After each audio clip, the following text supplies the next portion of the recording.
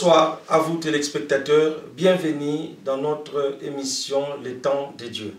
Les Temps de Dieu, c'est un programme qui a été mis à jour pour vous, pour moi, pour le monde entier, pour que nous puissions savoir à ce qui concerne l'Église. Et c'est pourquoi aujourd'hui nous allons vous parler de comment va l'Église. Comment va l'Église dans son thème, la cause des échecs dans l'Église. Pourquoi la cause des échecs dans l'Église? Nous voyons dans l'Église, quand une Église qui tombe, nous voyons directement soit les corps pastoraux, soit l'équipe de louanges, soit nous voyons l'école de dimanche, soit nous voyons les réunions ou des groupements de mamans ou autres organisations au sein de l'Église. Mais aujourd'hui, nous avons choisi, nous avons tiré pour vous cet exemple, ce modèle de parler de la cause des échecs dans l'Église. Et la cause des échecs dans l'Église est d'une grande importance qu'il ne faut pas négliger. Aujourd'hui, nous parlons de l'échec étant que corps pastoral, croyant que seulement ce sont les pasteurs, les apôtres ou les bishops, peu importe l'appel que tu as reçu de la part du Seigneur, que ce sont ceux-là qui échouent.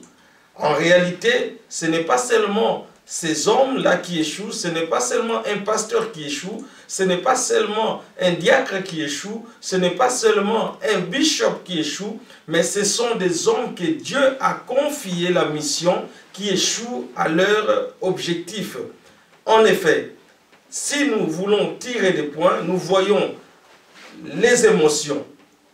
Tout enfant de Dieu qui est né de l'Esprit de Dieu, qui agit par ses émotions, ne pourra que rencontrer les échecs. Pourquoi nous ne pouvons pas réagir par les émotions?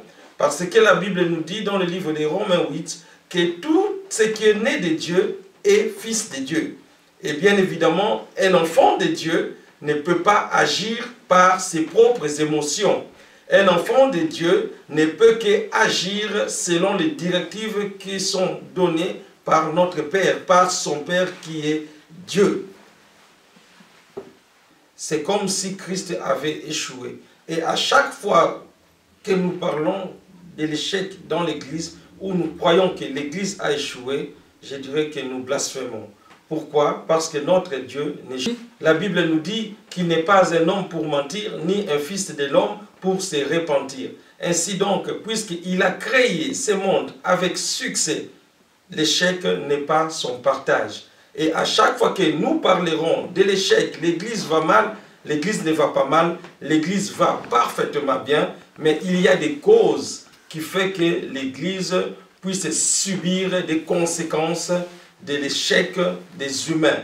Et tant que tu es dans l'échec, c'est l'Église qui subit cela. Ainsi donc, quand nous parlons de l'Église qui réussit, de l'Église qui vit l'exploit de Dieu, car il dit, avec Dieu, nous ferons toujours des exploits. Si vous n'êtes pas avec Dieu, ne vous soyez pas étonnés qu'il n'y ait aucun exploit dans votre ministère. C'est pourquoi nous sommes censés à s'attacher à Dieu pour que ça gagne. Si nous pouvons lire 3 Jean 1, verset 11, « Chers amis, n'imite pas ce qui est mal, mais ce qui est bien. Celui qui pratique le bien appartient à Dieu. Celui qui commet le mal ne connaît pas Dieu. » Et rien qu'à lire notre écriture, nous comprenons que nous ne sommes pas appelés pour imiter le mal. Mais combien, toi tu diriges une église, mais tu imites encore le monde.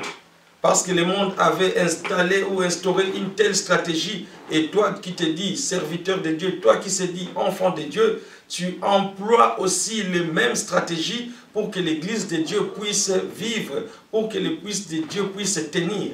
Et la Bible veut te dire ce soir que si tu imites le mal, tu n'es pas un enfant de Dieu. Et celui qui commet le mal ne connaît pas Dieu.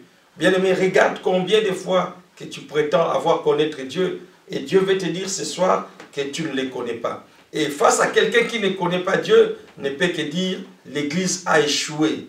Et si tu pratiques le bien, tu ne pourras pas sortir ces mots de tes lèvres parce que la Bible nous dit la vie et la mort sont au pouvoir de la langue. Et à chaque fois que toi tu dis l'église a échoué, c'est pourquoi ton église échoue, c'est pourquoi ton ministère échoue, c'est pourquoi les dons que Dieu a déversés sur toi échouent, alors que Christ n'a jamais échoué et il ne nous a pas appelés pour échouer.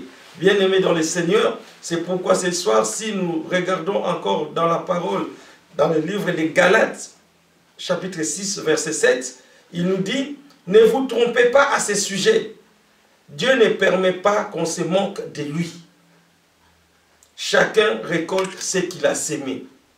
Oui, tu veux que l'église réussisse. Qu'est-ce que toi tu es en train de s'aimer? Tu veux récolter la réussite. Tu veux récolter le succès. Qu'est-ce que toi tu as sémé pour que l'église puisse récolter les succès et la réussite? Et nous voyons combien nous venons toujours à l'église avec nos mauvaises attitudes, avec nos mauvaises manières de faire les choses. Et nous voulons que l'église réussisse.